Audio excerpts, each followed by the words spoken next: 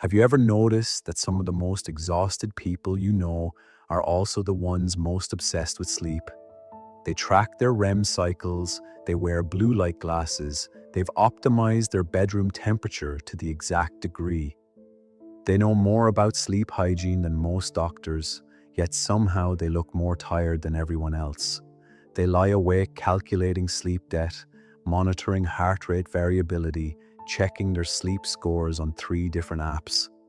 But if you look closely enough, if you really pay attention, you can see something unsettling in their eyes.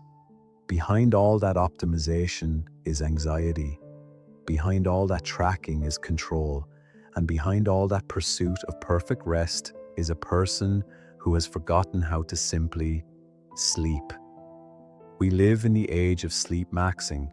Everywhere you look, someone is promising the ultimate sleep hack, the perfect pillow, the optimal routine, the scientifically backed method to unlock your best rest. Sleep has become the new frontier of self-optimization, right alongside diet and exercise. And on the surface, this seems like progress. Finally, we're taking sleep seriously. Finally, we understand that rest isn't lazy, it's essential. But like everything else in our optimization-obsessed culture, something pure and fundamental has been twisted into something complex and stressful. Sleep, the most natural human function, has become a performance metric. It starts innocently enough. Maybe you read an article about the importance of sleep. Maybe you bought a fitness tracker that monitors your sleep stages. Maybe you noticed that successful people talk about their morning routines and 8-hour sleep schedules. So you decide to take your sleep seriously.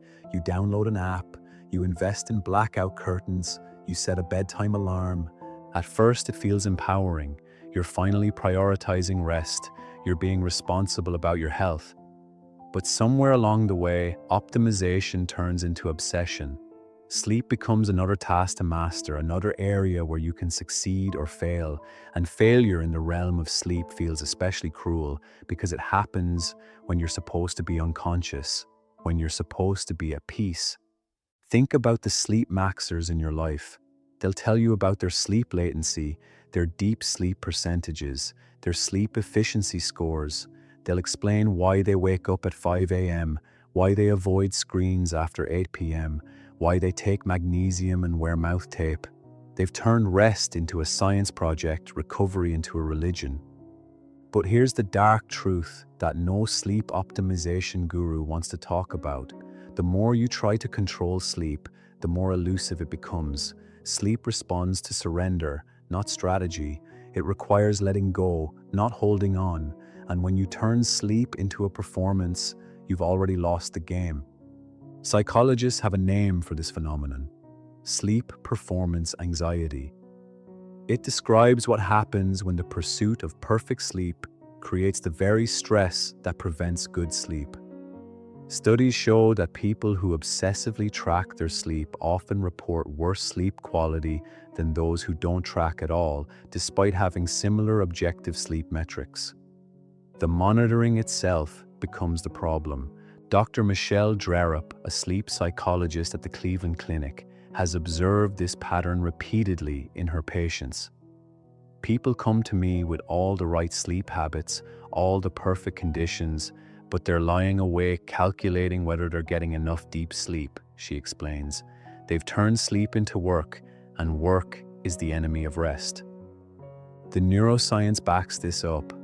When you're anxious about sleep, your sympathetic nervous system activates, your heart rate increases, cortisol rises, and your brain enters a state of hypervigilance, the exact opposite of what's needed for quality rest. Paradoxically, caring too much about sleep can literally keep you awake. But it goes deeper than just sleep performance anxiety. Sleepmaxxing reflects something darker about our relationship with control and productivity. In a world that never stops, sleep becomes the final frontier of optimization. If you can't control your workload, your relationships, or your external circumstances, at least you can control your sleep environment. Except you can't. Not really. Sleep is one of the few remaining human experiences that cannot be forced, cannot be rushed, cannot be hacked into submission. It requires trust. Trust in your body, trust in the process, trust that you don't need to orchestrate every aspect of rest.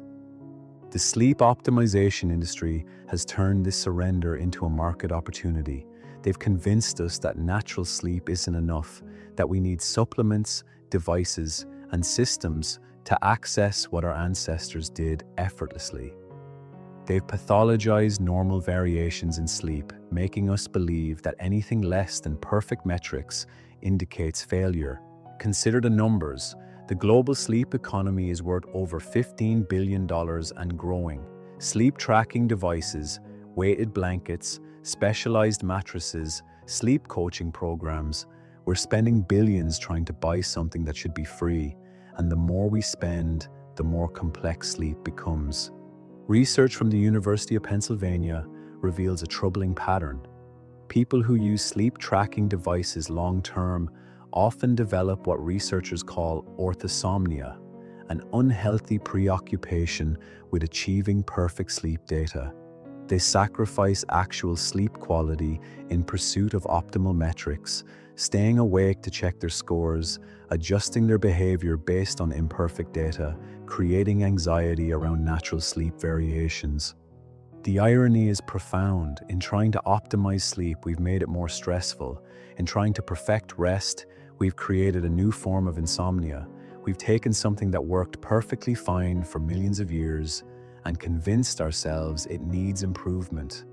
But the psychology runs even deeper. Sleepmaxxing often masks deeper issues with control, perfectionism, and self-worth. For many people, optimizing sleep becomes a socially acceptable form of control when other areas of life feel chaotic. It's something concrete they can work on, measure, and potentially master. Dr. Colleen Ernstrom, a clinical psychologist specializing in sleep disorders, notes, "Many of my patients who are obsessed with sleep optimization are really trying to optimize their lives. Sleep becomes a proxy for control, for self-care, for being a good person. But when sleep becomes tied to identity and worth, it stops being restorative." This ties into our culture's toxic relationship with productivity. Even rest has to be productive now. Even recovery needs to be optimized. We can't just sleep. We need to sleep efficiently, effectively, with purpose. We measure our sleep the way we measure work output, turning our bedrooms into laboratories and our dreams into data points. Studies from Harvard Medical School show that people in high-stress, high-achievement environments are particularly susceptible to sleep optimization obsession. Type A personalities who excel at controlling their professional lives often struggle with the surrender required for quality sleep. They approach rest like a problem to be solved rather than an experience to be lived. The cultural component is significant too. Social media is flooded with morning routine videos, sleep transformation stories, and sleep score screenshots. We've turned something deeply personal and private into public performance. People compete over who wakes up earlier, who has better sleep metrics, who follows the most disciplined routine. But here's what the sleep optimizers miss. The best sleepers in the world aren't tracking anything. They're not following complex routines or taking supplements or monitoring their REM cycles. They're simply living in harmony with their natural rhythms, going to bed when tired, waking when rested, trusting their bodies to do what they've been doing successfully for millennia. The research supports this. Studies of cultures with naturally excellent sleep, places like rural Mediterranean communities or traditional societies with minimal artificial light, show that people sleep best when they pay the least attention to sleep. They follow natural light cycles. They rest when tired. They don't measure or optimize anything. So where does this leave us? How do we care about sleep without becoming obsessed with it? How do we improve our rest without falling into the trap of sleepmaxxing? The answer lies in a fundamental shift from optimization to trust. Instead of trying to control sleep, we need to learn to support it. Instead of measuring rest, we need to respect it. Instead of hacking sleep, we need to honor it. This means understanding the difference between sleep hygiene and sleep obsession. Good sleep hygiene is simple: consistent timing, comfortable environment, avoiding stimulants before bed, getting natural light during the day. These aren't complex optimizations, they're basic supports for natural sleep function. Sleep obsession, on the other hand, turns these simple supports into complex systems. It measures everything, tracks everything, optimizes everything. It creates anxiety around normal variations and makes sleep conditional on perfect execution. Neuroscientist Dr. Matthew Walker, author of Why We Sleep, puts it simply: the best sleep advice is often the simplest. Give your sleep the time and respect it deserves, then get out of its way. This requires confronting some uncomfortable truths about control and perfectionism. For many sleepmaxers, letting go of optimization feels like giving up, like settling for mediocrity. But in the realm of sleep, letting go is the highest form of intelligence. It's trusting that your body knows how to rest without your conscious management. Practically, this means several things. First, if you're tracking your sleep, consider taking a break from the data. Notice if you sleep differently when you're not monitoring. Many people discover they actually sleep better without the pressure of measurement. Second, simplify your routine. Instead of a complex 10-step bedtime ritual, choose 2 or 3 simple, enjoyable activities that help you wind down. Read, stretch, take a warm bath. The goal isn't optimization, it's relaxation. Third, practice what sleep researchers call sleep confidence. This means trusting that your body will get the rest it needs, even if it doesn't match your ideal. Some nights you'll sleep less, some nights more. Some nights will be deep, others restless. This variation is normal and healthy. Fourth, address the underlying issues that drive sleep optimization. Are you trying to control sleep because other areas of life feel chaotic? Are you using sleep metrics as a form of self-worth? Are you avoiding difficult emotions by focusing on sleep data? True sleep improvement often requires looking beyond sleep itself. The metaphor that helps many people is thinking of sleep like digestion. You don't optimize your stomach acid or track your intestinal contractions. You eat good food at reasonable times and trust your digestive system to do its work. Sleep works the same way. You create good conditions and trust the process. There's also something profound about accepting sleep as it is, rather than as you think it should be. In a culture obsessed with improvement and optimization, sleep offers a different model: fundamental acceptance of natural rhythms, cycles, and variations. When you stop trying to perfect your sleep, something beautiful happens. Sleep stops being a performance and becomes a refuge. Your bedroom stops being a laboratory and becomes a sanctuary. Rest stops being work and becomes rest. The real tragedy of sleepmaxing isn't that people care too much about sleep. It's that in trying to optimize rest, they've forgotten how to actually rest. They've turned sleep into another productivity metric, another area for self-improvement, another way to measure their worth. But sleep doesn't care about your productivity. It doesn't respond to effort or achievement or optimization. Sleep responds to safety, to calm, to the simple act of letting go. And maybe that's what makes it so threatening to our control-obsessed culture. Sleep reminds us that we are not machines to be optimized, but biological beings with natural rhythms that can't be hacked.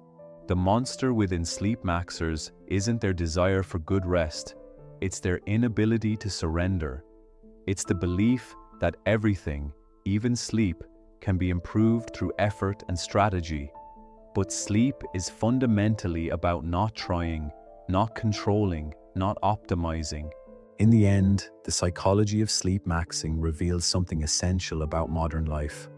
We've become so afraid of inefficiency, so obsessed with optimization, so disconnected from natural rhythms that we've forgotten how to simply be. Sleep becomes another project because we've lost the ability to exist without projects. True sleep wisdom isn't about finding the perfect routine or the optimal environment. It's about remembering that rest is a birthright, not an achievement. It's about trusting that your body knows how to sleep, just as it knows how to breathe, how to heal, how to dream. So the next time someone asks about your sleep score or your morning routine, maybe pause for a moment. Ask yourself, am I sleeping or am I performing sleep? Am I resting or am I working at rest? The answer will tell you everything you need to know about whether you're supporting your sleep or sabotaging it. Because at the end of the day, quite literally, sleep doesn't need to be maximized. It just needs to be honored. And when you honor sleep as it is, rather than optimizing it into something it isn't, you might discover that the rest you've been chasing was available all along. You just had to stop chasing long enough to receive it. Maybe that's the ultimate sleep hack, learning when not to hack at all.